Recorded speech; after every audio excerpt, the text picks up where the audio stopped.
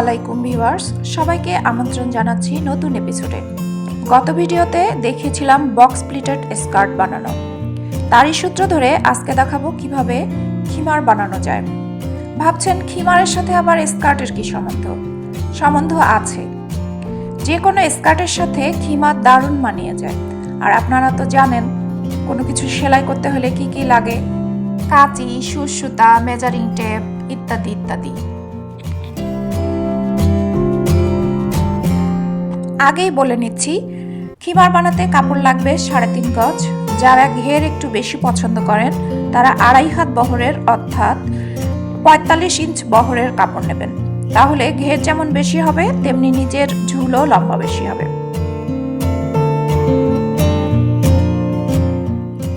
এখানে আমি 46 ইঞ্চ চওড়া কাপড় নিয়েছি। লম্বায়ও 46 ইঞ্চ রেখে কাপড়কে 2 ভাঁজ করে নিয়েছি। তাহলে এখানে রয়েছে 46 ইঞ্চ স্কোয়ার সাইজের 2 ভাঁজ কাপড়।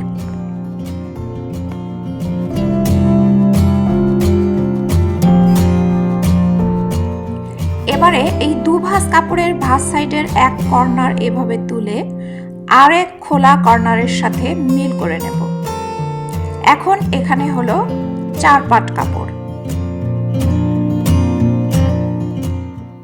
1 2 3 4। এবার এই ত্রিভুজ মাথাটি থেকে এই অংশ পর্যন্ত যে মাপটি রয়েছে অর্থাৎ 46 ইঞ্চ ধরে পুরো অংশে দাগ টেনে নেব।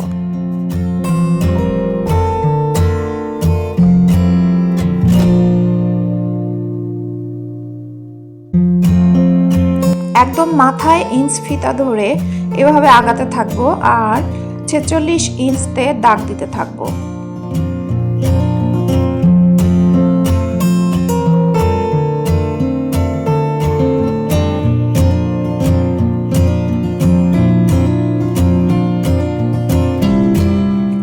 এভাবে দাগ টানতে টানতে একটি রাউন্ড সার্কেল তৈরি হবে। তারপর সেই দাগ ধরে কাপড়টিকে আমি কেটে নেব, ঠিক সার্কুলার ড্রেসের মতো।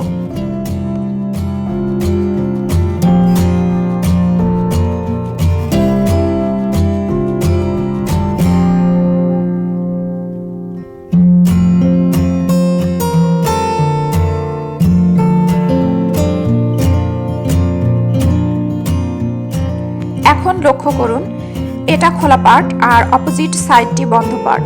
এই বন্ধ পার্টে আমি আমার হাতের জন্য একটি দাগ টেনে নেব।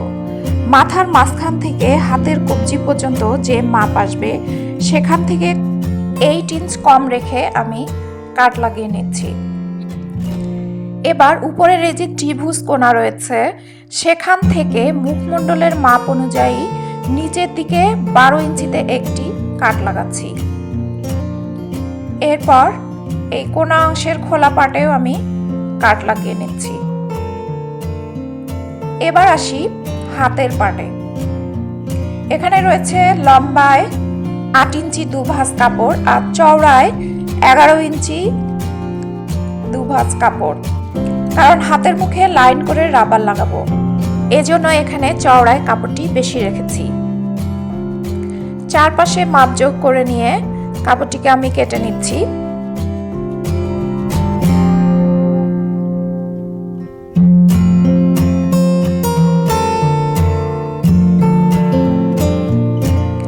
কেটে নেওয়া হয়ে গেলে এটাকে আমি আবারও আরেকটি ভাঁজ দেব। এবারে যে কোনো একটি খোলা সাইড থেকে 2 ইঞ্চ ছেড়ে দিয়ে এভাবে রাউন্ড শেপ দিতে হবে। তারপর এটাকে আমি কেটে নেব। হয়ে গেল হাতের পার্ট।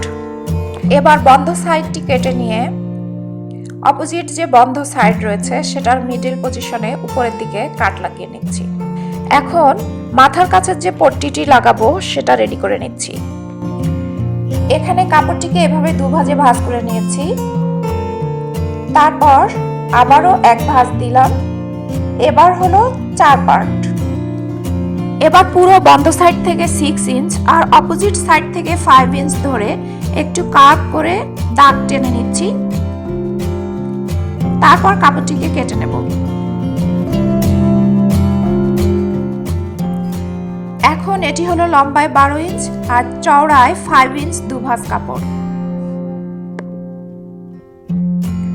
এবারে আসি নেকাবের কাপড়ে। এখানেও 2 ভাঁজ কাপড় রয়েছে। এটি লম্বায় 19 ইঞ্চ আর চওড়ায় হবে 18 ইঞ্চ। খোলা সাইডে 2 ইঞ্চ বাদ দিয়ে একটি কাট লাগালাম।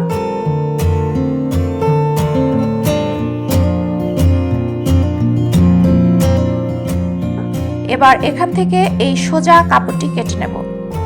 লক্ষ্য করুন, যে দিকটাতে আমি 2 ইঞ্চ ছেড়ে দিয়ে কাপড়টা কাটছি সেই দিকটা হবে আমার উপর সাইড, আর যে দিকটাতে আমি কিছুই ছাড়িনি সেই দিকটা হবে আমার নেকাবের নিচ সাইড।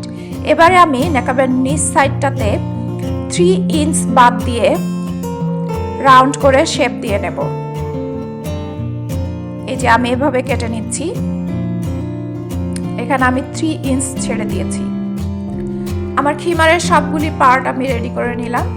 এবার আমি দেখাবো কিভাবে মূল পার্টের সাথে মাথার পট্টি, নেকআপ, হাতের অংশ জয়েন্ট দেওয়া যায়। এটা হচ্ছে খিমারের মূল অংশ।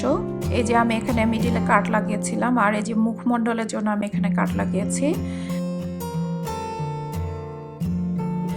এবার হাতে যে কাট লাগিয়েছিলাম সেখান থেকে মাথার অংশটা ধরে সোজা করে এভাবে আমি এটাকে বিছিয়ে নিচ্ছি। প্রথমে আসি মাথার পট্টির বিষয়ে। মাথার পট্টিটাকে এভাবে এখানে আমি প্লেস করে নেব।